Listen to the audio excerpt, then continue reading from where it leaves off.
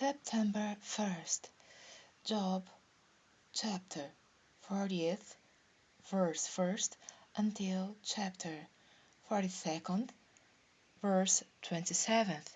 Moreover, the Lord answered Job and said, Shall he that contendeth with the Almighty instruct him? He that reproveth God, let him answer it. Then Job answered the Lord and said, Behold, I am vile. What shall I answer thee? I will lay mine hand upon my mouth. Once have I spoken, but I will not answer; yea, twice, but I will proceed no further. Then answered the Lord unto Job out of the whirlwind, and said, Gird up thy loins now like a man. I will demand of thee, and declare thou unto me. Wilt thou also disannul my judgment? Wilt thou condemn me, that thou mayst be righteous? Hast thou an arm like God? Or canst thou thunder with a voice like him? Deck thyself now with majesty and excellency, and array thyself with glory and beauty. Cast abroad the rage of thy wrath, and behold every one that is proud, and abase him. Look on every one that is proud, and bring him low, and treat down the wicked in their place. Hide them in the dust together, and bind their faces in secret. Then will I also confess unto thee that thine own right hand can save thee. Behold now, Behemoth, which I made with thee, to eateth grass as an ox. Lo now, his strength is in his loins, and his force is in the navel of his belly.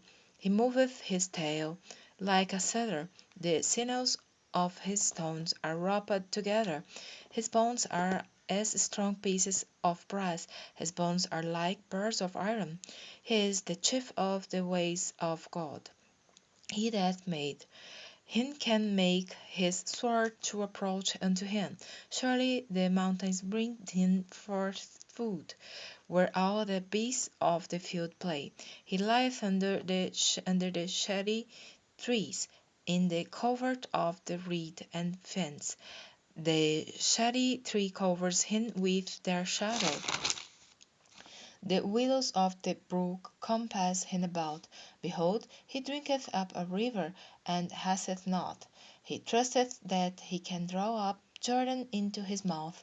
He taketh it with his eyes, his nose pierceth through snares. Canst thou draw out Leviathan with a hook?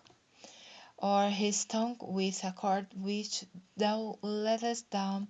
Canst thou put a hook into his nose, or bore his jaw through with a thorn?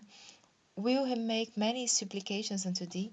Will he speak soft words unto thee? Will he make a covenant with thee? Wilt thou take him for a servant forever? Wilt thou play with him as with a bird? Or wilt thou bind him for thy maidens? Shall the companions make a banquet of him? Shall they part him among the merchants? Canst thou fill his skin with barbed arrows, or his head with fish spears? Lay thine hand upon him. Remember the battle, do no more. Behold, the hope of him is in vain. Shall not one be cast down even at the sight of him? None is so fierce that dare stir him up. Who then is able to stand before me? Who hath prevented me that I should repay him? Whatsoever is under the whole heaven is mine. I will not conceal his parts, nor his power, nor his comely proportion. Who can discover the face of his garment, or who can come to him with his double bridle? Who can open the doors of his face? His teeth are terrible round about, his scales are his pride, shut up together as with a close seal. One is so near to another that no air can come between them. They are joined one to another, they stick together that they cannot be sundered. By his sneezing a light doth shine, and his eyes are like the eyelids of the morning. Out of his mouth go burning lamps, and sparks of fire leap out. out of his nostrils goeth smoke, as out of a seething pot of or cauldron. His breath kindleth coals, and a flame goeth out of his mouth. In his neck remaineth strength, and sorrow is turned into joy before him. The flakes of his flesh are joined together, they are firm in themselves, they cannot be moved. His heart is as firm as a stone, yea, as hard as a piece of the nether millstone. When he raiseth up himself, the mighty are afraid. By reason of breakings they purify themselves. The sword of him that layeth at him cannot hold, the spear, the dart, nor the habergeon. He esteemeth the iron as straw, and brass as rotten wood. The arrow cannot make him flee. Sling stones are turned with him unto stubble. Darts are counted as stubble. He laugheth at the shaking of a spear. Sharp stones are under him.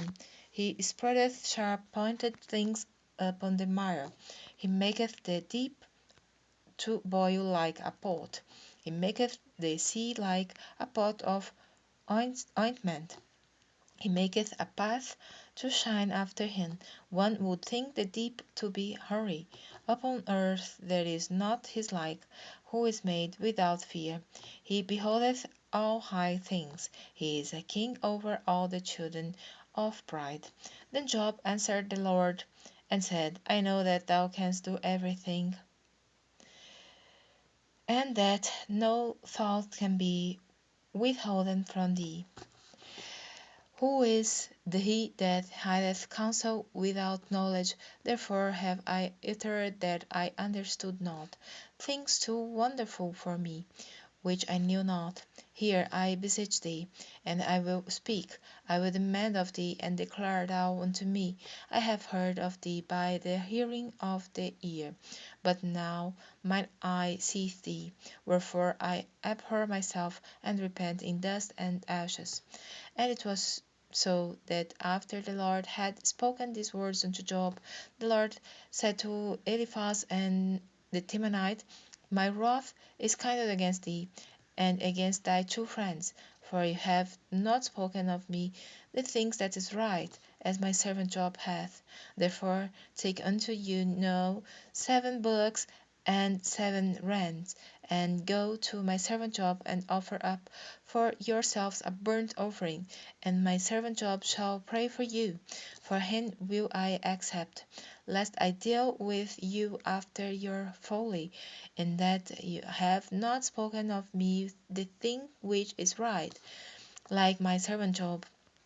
So Eliphaz the Temanite, and Bildad the Shuhite, and Zophar the Naamathite went and did according as the Lord commanded them. The Lord also accepted Job. And the Lord turned the captivity of Job when he prayed for his friends. Also the Lord gave Job twice as much as he had before.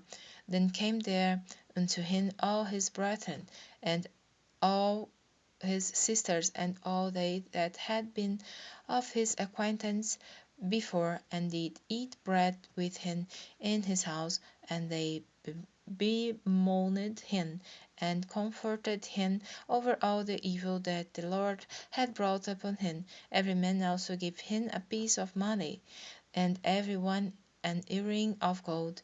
So the Lord blessed the later end of Job more than his beginning, for he had 14,000 sheep, and 6,000 camels, and 1,000 yoke of oxen, and 1,000 she asses.